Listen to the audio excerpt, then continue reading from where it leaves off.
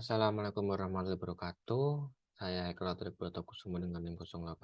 Di sini akan melakukan presentasi untuk tugas take home UTS dari mata kuliah kontrol biomedis dengan judul Artificial Pancreas to Maintain Glucose in Type 1 Diabetes.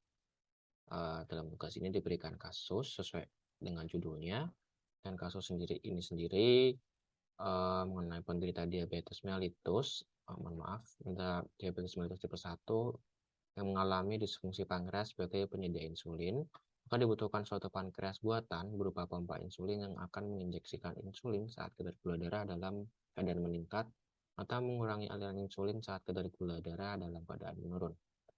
Maka dari itu, sistem pompa insulin ini dilengkapi dengan sebuah PID controller untuk menjaga kadar glukosa dalam darah dengan menambah atau mengurangi injeksi aliran insulin dari pompa insulin. Selain itu juga diberikan link-link sebagai berikut untuk sebagai bahan dan referensi dalam pengerjaan tugas ini. Kemudian langsung saja kita masuk ke pemodelan Simulink MATLAB untuk PID controller atau juga sistem kerja pankreas. Untuk file pertama, kita lihat di sini glukos SP ini sendiri atau glucose set point ini merupakan target glukosa dalam darah yang diinginkan, yakni sebesar 80 mg per desiliter. Kemudian juga ada insulin injection rate atau besar rating dari insulin yang disuntikkan itu sebesar 3, dan glucose base atau mungkin glukosa awal yang masuk dari luar bukan dalam darah itu sebesar 1000. Selain itu juga di sini kita diberikan batasan untuk glukos high limit atau batasan atas dari glukosa dalam darah sebesar 104 dan batasan bawah glukos dalam darah sebesar 68. Apabila dari model ini kita run,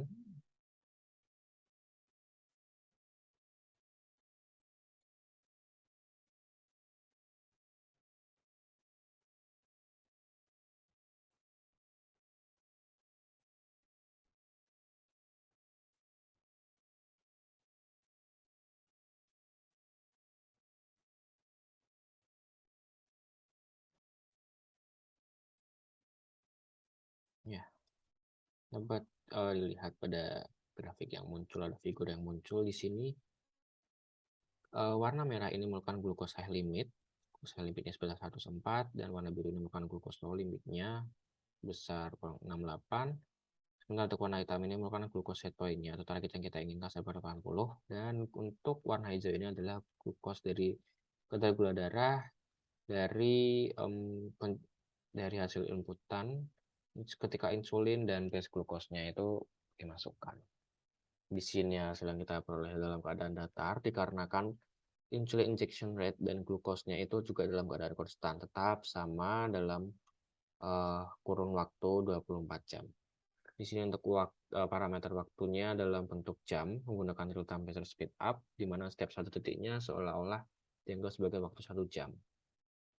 Di sini kita anggap bahwa penderita diabetes mellitus ini kita lakukan percobaan dalam waktu 1 hari ini 24 jam. Sehingga nanti apabila ada perubahan-perubahan di dalamnya dapat kita prediksi juga. Selanjutnya kita masuk ke file yang kedua.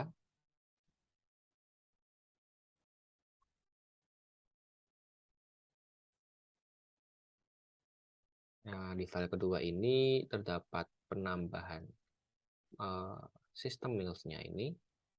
Di sini tetap ada base glucose sebesar 1000, namun juga ada meal glucose dan snacks, di mana meal glucose ini diberikan periodik waktu per jam. Setiap 6 jam akan masuk data dari meal glucose ini.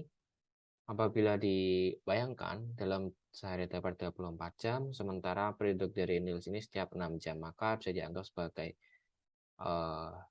setiap 6 jam tuh melakukan makan seperti makan pagi, kemudian makan siang, dan kemudian makan malam. Untuk snack ini delay ini dilakukan setiap time delay setiap 8, maka setelah makan kurang lebih istirahat dan bangun lagi untuk snack.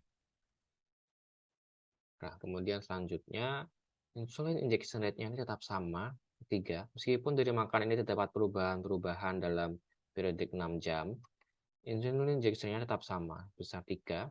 Glucose set point pasti tetap sama dengan glucose high limit dan glucose low limitnya juga sama. Apabila kita run dari model ini,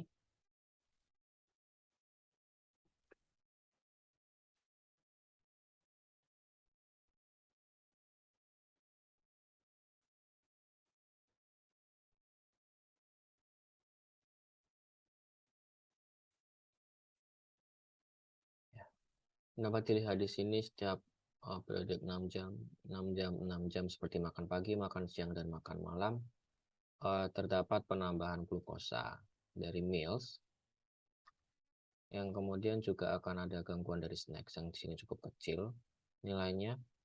Nah, apabila ingin lebih jelas dapat lihat pada figur 1 ini.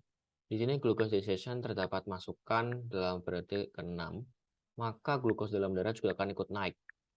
Nah, di sini naik, kemudian karena dari glukos milsnya maka sudah berhenti untuk stepnya, maka ini juga ikut turun. Akan tetapi nanti setelah periode ke-6 itu kan juga naik lagi, dan begitu seterusnya sampai periode berakhir. Di sini insulinnya tetap sama, rate 3, maka juga ini akan terus berulang seperti ini. Selain itu, kondisi dari kadar glukosa dalam darah ini cukup tidak stabil ya. Di sini tetap kenaikan, tapi turunan, kemudian naik lagi, turun lagi, naik lagi, dan ini tidak ada waktu mengalami kestabilan. Selain itu juga, meskipun keadaan dari glukosa dalam darah ini di bawah high limit dan di atas dari low limit, akan tetapi tetap ya seperti yang saya sebutkan tadi tidak mengalami kestabilan, jadi masih kurang. Dan juga model ini masih kurang bisa dicocok untuk diaplikasikan dalam dunia nyata dikarenakan kondisi insulinnya yang tidak menyesuaikan dengan glukosa dalam darah. Oleh karena itu, untuk menyesuaikannya ditambahkan sistem kontrol PID dalam pemodelan ini. Untuk model yang menggunakan sistem kontrol PID, modelnya seperti ini. Sistem kontrol PID diletakkan di sini dengan inputannya itu merupakan glucose SP set point kita, yang kemudian akan mendapatkan feedback dari glukos hasil penjumlahan dari PID kita tadi dengan insulin dan milsnya. Jadi diabetik yang telah diproses akan di feedback dan dimasukkan ke PID. Di sini milsnya masih sama, hanya saja di sini insulinnya terdapat batasan dengan maksimal injeksi insulinnya sebesar 10, dan yang paling rendah adalah 0 atau tidak diberikan insulin sama sekali. Untuk dapat mengetahui apakah PID kita berhasil, maka pertama-tama kita perlu mengetahui nilai-nilai yang akan dimasukkan ke dalam parameter dari PID tersebut. Untuk memperoleh nilai ini, maka kita akan menggunakan metode FOPDT dan juga menggunakan metode IMC tuning. Untuk hal ini dapat kita cari menggunakan data yang telah diberikan. Datanya seperti ini, kita pakai data time, glucose SP, insulin, meals, dan glucose level, di mana glucose SP-nya tetap sebesar 80 dan milsnya tetap sama juga sebesar 1000. Pertama-tama untuk mengetahui parameter PID, kita akan perlu mengetahui nilai KP, tau P, dan juga nanti daytime-nya sendiri. Untuk mengetahuinya, pertama kita akan mencari nilai delta U. Untuk mengenal delta U sendiri dapat kita cari dengan cara kita mencari perubahan pertama dari insulin. Perubahan pertama dari insulin ini adalah ketika insulin di sini 3,0, perubahan pertamanya menjadi 3,92. Maka kita cari tahu perubahannya sebesar berapa dengan cara 3,92 dikurangi 3,0, maka kita akan memperoleh hasilnya sebesar 0,92. 0,92. Kita memperoleh delta U, maka kita akan mencari delta Y. Delta Y ini sendiri diperoleh dengan cara dari nilai insulin yang mengalami perubahan pertama tadi, sebelum dia mengalami perubahan lagi, itu dia berada pada nilai keberapa. Nah, di sini kita peroleh nilainya itu pada nilai ke 3,92 ini yang terakhir pada nilai 6,34.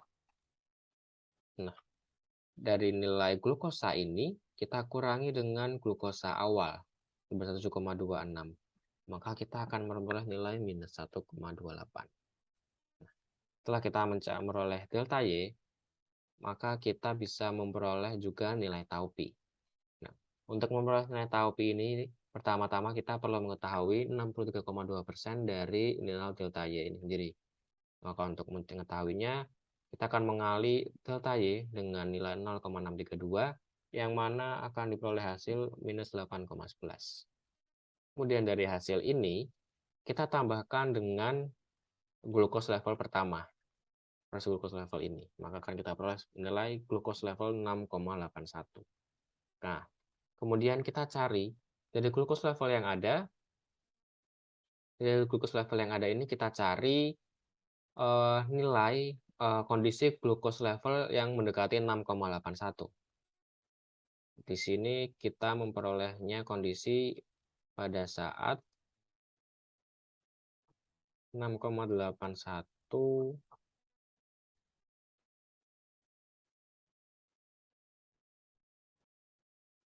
Bentar, 6,81 itu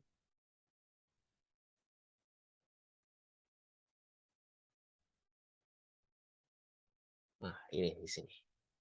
Ya, 6,82 di sini. Mendekati kan 6,81. Kemudian kita lihat dia mengalami glukos level segini saat waktu keberapa? Kita lihat di sini waktu ke 5,40. Selanjutnya, kita lihat juga perubahan pertama dari glukos. Di sini 7,62, perubahan pertama pada 7,60. Kita lihat dia pada waktu keberapa? 4,60. Nah, kemudian kita dapat mengetahui tau pi dengan cara mengurangi nilai 5,40 ini dengan 4,60 ini. Maka kita akan memperoleh nilai sebesar 8,001.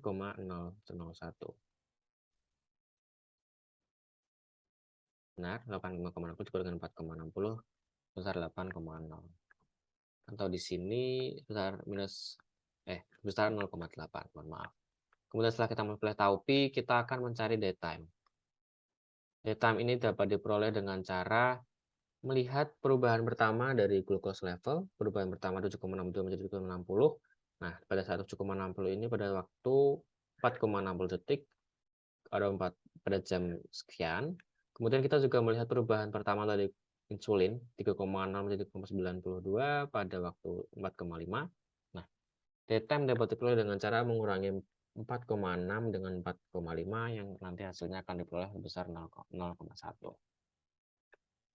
Setelah kita memperoleh delta Y, delta U, tau pi, dan daytime, pertama kita dapat mencari Kp.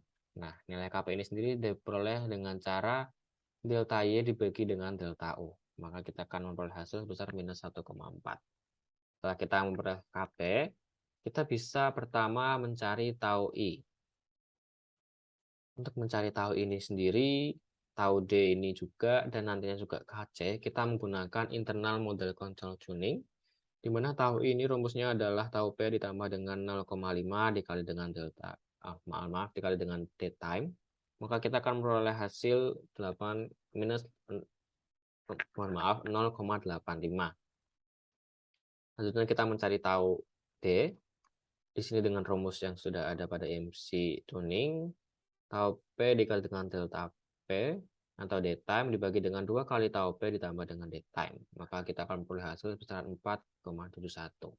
Nah, setelah kita memperoleh nilai-nilai parameter tersebut, kita dapat mencari Kc dengan rumus ini. 1 per Kp dikali dengan tau P ditambah 0,5 daytime dibagi dengan tau C ditambah 0,5 daytime. Kita peroleh nilai Kc minus 4,67. Setelah kita peroleh Kc, kita bisa mencari Ki dengan rumus yakni Kc dibagi dengan tau I dan Kd di KD rumusnya adalah Kc dikali dengan tau D. Oh ya, mohon maaf lupa. Di sini kita juga perlu mencari tau C untuk mencari Kc tadi. Di mana tau C ini rumusnya adalah ini. Maksimal, nilai maks dari 0,1 dikalikan tau P dan 0,8 dikalikan dengan daytime. Dari kedua rumus ini, nilai maksnya yang mana? Nah, maka nilai itulah yang merupakan tau C. Nah, kita dapatkan nilai KC, KD, dan KI. Nilai-nilai ini adalah nilai yang akan kita masukkan ke dalam parameter PID nanti, di mana KC ini sebagai proporsional, KI ini sebagai integralnya, dan KD ini sebagai derivatif.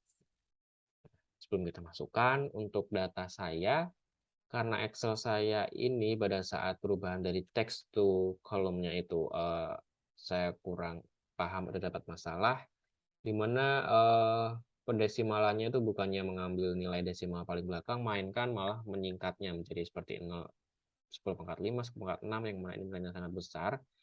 Oleh karena itu, seperti yang sudah terlihat, setiap parameter yang saya hitung, itu saya bagi dengan 10 pangkat 7. Nah, nanti juga KC, KD, dan KI ini juga perlu dibagi dengan 10 pangkat 7. Maka akan diperoleh nilai KC, KD, KI akhirnya sebesar ini, yang akan kita masukkan ke dalam PID. Selanjutnya, kita masukkan ke dalam PID. Kita masukkan ke dalam PID dengan nilai ini, di mana proporsional dari KC adalah sebesar ini, integralnya ada besar ini, dan derivatifnya sebesar ini. Kemudian maka kita akan mencoba untuk jalankan.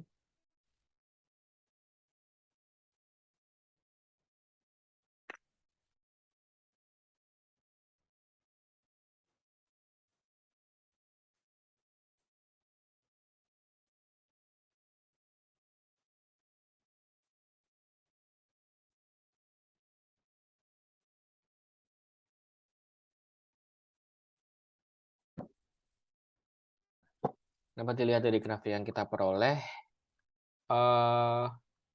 pada saat awal run atau pada saat penjalanan pertama mengalami kenaikan absolut kecil dan kemudian stabil. Dan pada saat periode 6 atau pada saat data glukosa makanan masuk, maka akan mengalami peningkatan. Glukosa masuk mengalami peningkatan, maka glukosa dalam darah juga ikut meningkat dan diiringi dengan insulin yang ikut otomatis meningkat seiring dengan meningkatnya glukosa dalam darah. Kemudian ketika glukosa dalam darah sudah maksimal dan insulin juga sudah maksimal, glukosa dalam darah mulai mengalami penurunan, maka insulin juga ikut mengalami penurunan demi mengurangi penurunan glukosa darah agar kembali normal. Nanti ketika injeksi insulin sudah sampai maksimal di paling bawah, maka glukosa akan mulai kembali naik lagi menjadi normal. Akan tetapi ketika dia mulai naik dari batas yang kita inginkan, yakni 80, maka insulin juga ikut naik sedikit, dan ketika dia sudah mulai menyentuh, insulin mulai kembali datar. Dan maka akan diperoleh glukosa darah yang cukup stabil pada 80 mg per desiliter. Akan tetapi nanti pada saat masuk lagi di sini seumpama makan siang, nggak akan terulang lagi di sini kejadiannya, terulang lagi, mengalami stabil lagi, dan terulang lagi, mengalami stabil lagi. Apabila kita lihat dari grafik ini, PID ini adalah bentuk order yang tinggi, karena di sini ada kenaikan yang lebih dari 1 kali. Apabila kita perhatikan dari glucose darah yang ini, grafik di sebelah kiri, kondisinya ada di bawah dari high limit, dan untuk low limit masing-masing ya menyentuh, dan juga ada yang di bawah dari low limit. Akan tetapi di bawahnya ini kurang lebih, apabila kita lihat, masih sekitar 66 atau 67, dan saya rasa ini masih bisa ditolerir. Karena setelah ini mengalami kestabilan, yang mana kestabilan ini juga menyentuh cukup lama pada glukos set point kita atau target kadar gula darah yang kita inginkan pada pasien. Dan meskipun ini saya juga rasa ini sudah cukup bagus, dan berdasarkan hal ini dengan nilai PID-nya yang seperti ini, saya rasa juga sudah cukup.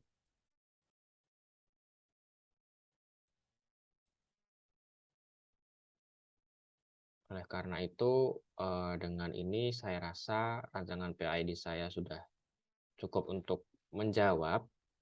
Meskipun mungkin ada cara yang lebih baik lagi, karena di sini saya menggunakan metode FOPDT, dan untuk tuning PID-nya saya menggunakan metode IMC.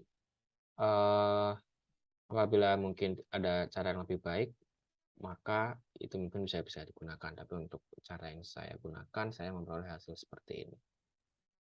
Baiklah, sekian dan terima kasih atas perhatiannya. Apabila ada kesalahannya dalam presentasi dan pengajaran saya dan penjelasan saya yang kurang, saya mohon maaf. Sekali lagi, terima kasih.